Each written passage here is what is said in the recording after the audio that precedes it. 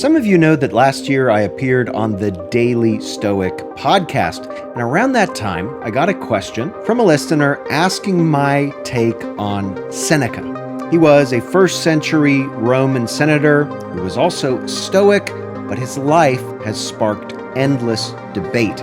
Seneca's surviving works preach virtue, simplicity, and resilience, and yet at the same time, Seneca, who was also an advisor to the Emperor Nero, amassed a sizable fortune of 300 million sesterces, owned lavish villas, and may have even had a hand in the murder of Nero's mother, Agrippina.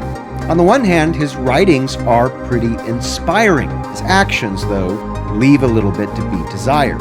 Today's episode explores this tension between Seneca the philosopher and Seneca the politician. So, was Seneca a true Stoic or a fraud? I'll answer that question on today's episode of the Pax Romana podcast.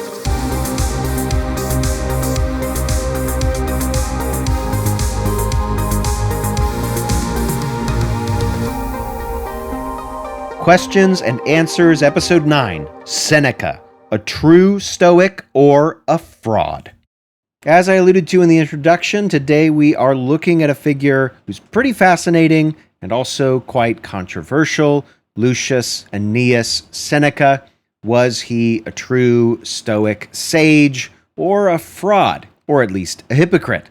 This is a question that people have been asking for 2,000 years, and for good reason. Seneca was an important figure in 1st century AD Rome. He was a philosopher, he wrote plays, and he was also an advisor to the Emperor Nero. His writings survive, at least some of them, like letters to Lucilius and on the shortness of life, and these works give us great insight into Stoic thought. Seneca claims that people ought to live life virtuously, detached from material distractions. They ought to face life's challenges with resilience. He sounds a lot like Marcus Aurelius in many ways, but here is the twist. Although Seneca preached simplicity and detachment, at the same time he amassed a fortune estimated at 300 million sesterces, one of the largest patrimonies in all human history. This wealth included huge villas, a money-lending operation, and there's no doubt that at least some of this wealth came as a result of Seneca's entanglement in the court of the Emperor Nero.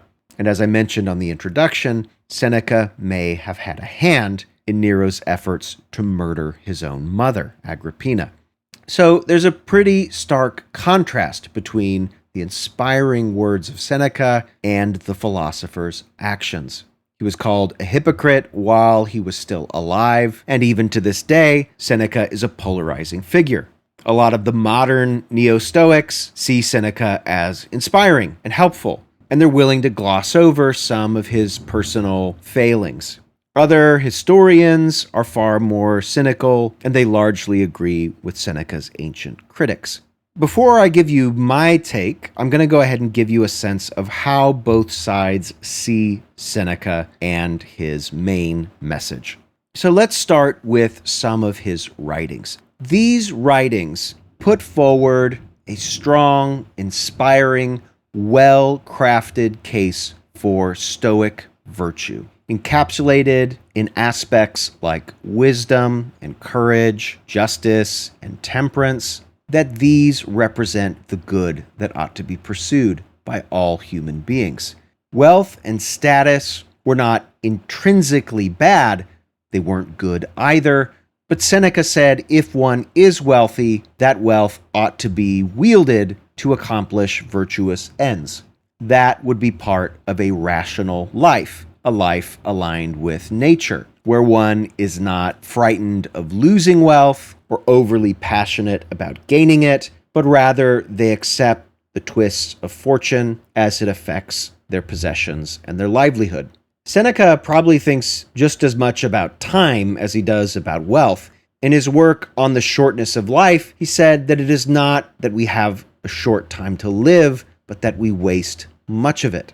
In other words, the way one uses their years is more important than how many they have. Quality is more important than quantity, something that affects many aspects of life. Seneca said something similar in one of his letters to Lucilius. This would be letter 98. He says, quote, "True happiness is to enjoy the present without anxious dependence upon the future."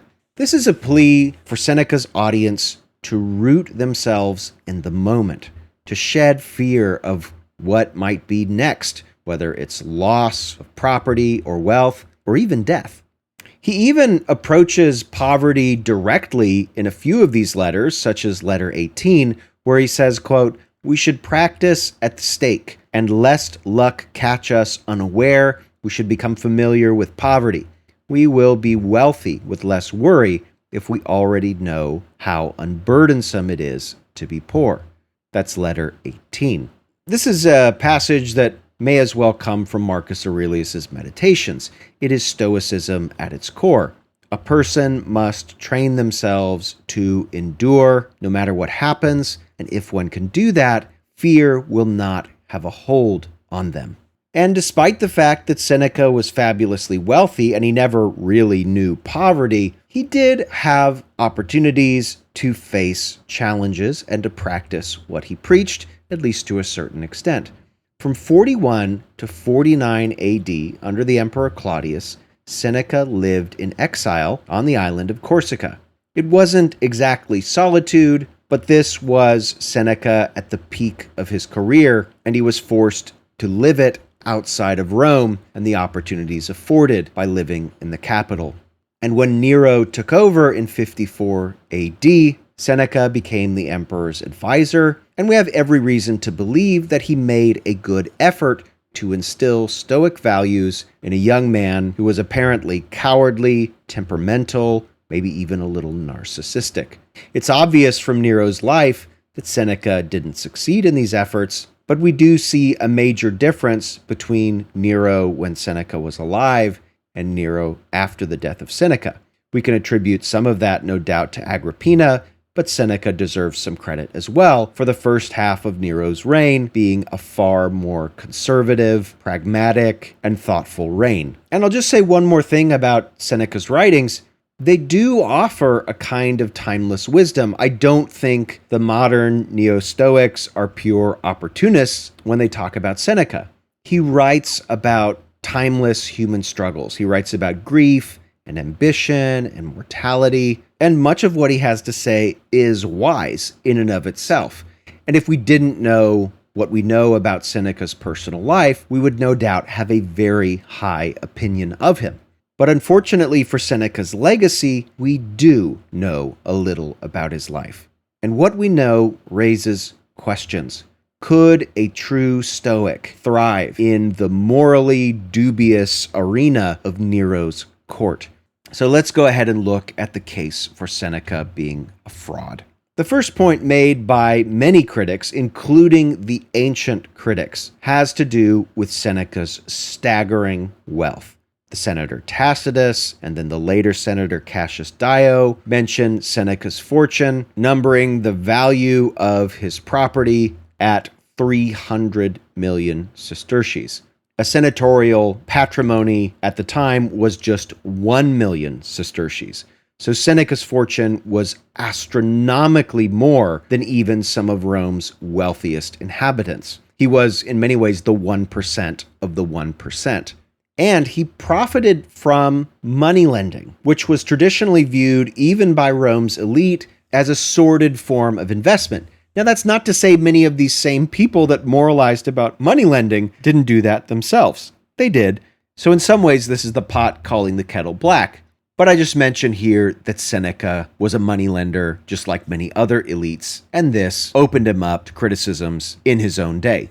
Seneca's wealth was so great that it may have even rivaled the wealth of Nero himself. So for a Stoic extolling the virtues of a simple life, this degree of luxury sticks out like a sore thumb. There are also Seneca's political entanglements. He was Nero's advisor for 8 years from 54 to 62 AD. This was a treacherous, dangerous time in Roman politics, as you might remember from the early episodes of this podcast on the court of Claudius and the court of Nero. There were routine murders, investigations, scandals. Claudius himself apparently was murdered. Nero slid into power through a series of actions taken by his sometimes devious mother, Agrippina. And we don't know whether Agrippina and Seneca got along or whether they hated each other and had a very uneasy alliance once Nero was in power. But we do have the Roman senator Tacitus claiming that Agrippina's murder in 59 AD was suggested by Seneca following Nero's attempt to drown his mother. Supposedly, the speech that Nero gave justifying her assassination was actually written by Seneca. Now, if even half of that is true, it casts a shadow on Seneca's noble words. His potential hand in Agrippina's murder gets his hands dirty with the vicious politics of his age. Tacitus even claims that Seneca's wealth was directly tied to his political connection to Nero. Tacitus reports that Publius Suilius, one of Seneca's rivals, said the following, quote, "By what kind of wisdom or maxims of philosophy has Seneca, within 4 years of royal favor, amassed 300 million sesterces?" That's in Tacitus's Annals, Book 13. Evidently, Suilius said that Seneca was legacy hunting, that he was coercing people to put him in their wills, and also making money exploitatively by making predatory loans in Rome's provinces, where he could get away with bending customs, norms, and maybe even laws. Writing even later, Cassius Dio would call Seneca a seducer and a fraud. So the contrast here is pretty glaring. On the one hand, Seneca preached detachment and discretion. On the other hand, he lived in a palace and practiced dirty politics. We know of other philosophers that lived much simpler and less conflicting lives, and that just makes Seneca stick out all the more. Hence the long-standing debate. But I think there are ways of redeeming aspects of Seneca's character, and I think that his philosophical writings provide some value. We have plenty of writings from Stoics describing wealth as effectively indifferent. It's not inherently good or evil. It's how you use wealth that matters. Yes, Seneca was at times being lofty and overdoing it when he wrote about poverty. But there's no reason to think Seneca could not be wealthy and at the same time detached from his wealth. Seneca said something kind of like this in letter number 5, where he says, quote, "Great is the man who uses earthenware as if it were silver, and no less is the man who uses silver as if it were earthenware, for it is the mark of a weak spirit to be unable to bear wealth." When Seneca extols the virtues of poverty, I think what he often means is a kind of detachment to wealth, an ability to hold wealth, use wealth, to accept changes in wealth, either increases or decreases, without being held captive by wealth. And we have some poets like Juvenal and Martial who lauded Seneca's generosity. They mentioned that he shared his riches virtuously. And I'll even go as far as to say this, and this is not to cast aspersions on every critic of Seneca, but I have to say, making too much of Seneca's wealth, as though wealth intrinsically violates Stoic principles, is itself a kind of performative contradiction. One of the ways in which one can practice detachment from wealth is not merely through generosity or charity or not having wealth or even being impoverished, but it is also important to not envy the wealth of others and rather to be content with what one has. I have read criticisms of Seneca which sound a little bit like envy and even self-righteousness. There's an implication that if thus and such critic or thus and such scholar were in the place of Seneca and had his wealth, they would have done better than him. And that is a pretty dangerous sentiment to have. I don't think that means we can't criticize Seneca's wealth from the position of whether it had a hold on him. But it is a little bit revealing to criticize Seneca on the basis of wealth simply for having it. His politics are a little more troubling. If he truly tried to guide Nero towards reason, that's something, and we should perhaps see his involvement in plots like Agrippina's death as compromises that he had to take because he was a political actor.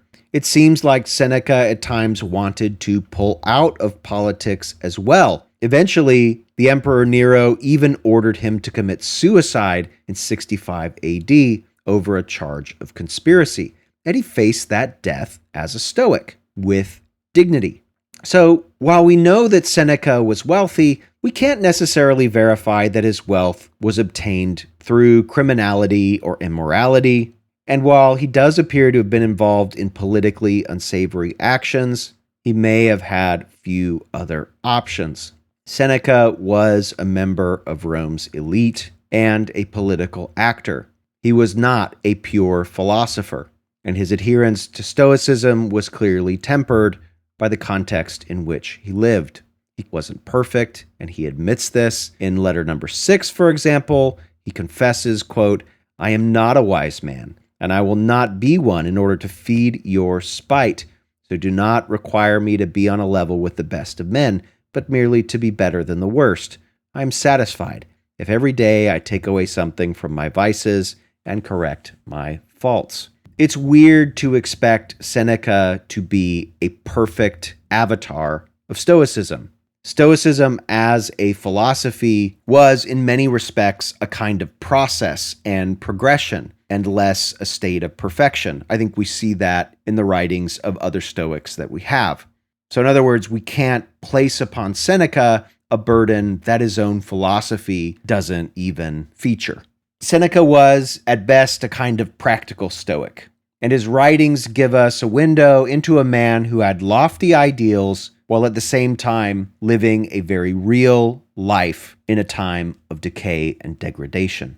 And we have to remember that when we read Seneca's writings. He was a flawed, ambitious human just like the rest of us. And that's probably what I'd like to leave you with. Seneca's contradictions very much mirror our own struggles to live up to our ideals. Philosophy is, for all of us, a journey, not a destination. We learn it. Even our own principles that we all live by had to be learned and figured out, and likely broken by us ourselves on the way to even recognizing them, let alone adopting them. Seneca was clearly brilliant, but one thing I think he was not is a fraud. All right, we'll do one last episode of questions and answers, and then carry on with the narrative of the Pax Romana, so stay tuned for the next episode of the Pax Romana podcast. Thanks for listening to the Pax Romana podcast. For more information, including a list of primary sources and further reading, check the show notes. Music by Red Productions and Exocore. Follow Professor Colin Elliott on X at ProfCPE or email colin@paxromanapodcast.com. Listen to more episodes on Spotify, Apple Podcasts, or just about anywhere podcasts are available. Stay tuned for the next episode of the Pax Romana podcast.